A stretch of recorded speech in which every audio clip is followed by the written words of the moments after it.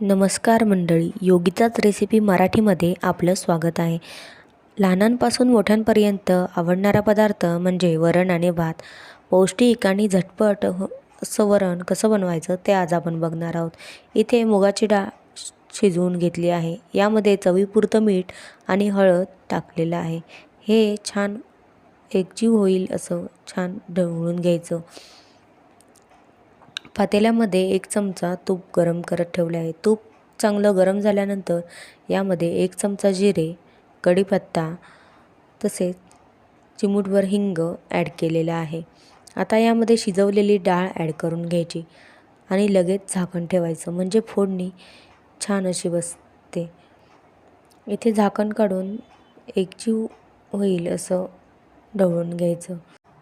वरण घट्टसर वाटत असेल तर पाणी ॲड करून घ्यायचं आणि छान ढवळून घ्यायचं. इथे आपल्या वरणाला उकळी आलेली आहे आणि आपलं गरम गरम वाफाळतं वरण तयार झालेलं आहे. रेसिपी आवडली असेल तर व्हिडिओला लाईक करा, शेअर करा, सबस्क्राईब करा. धन्यवाद.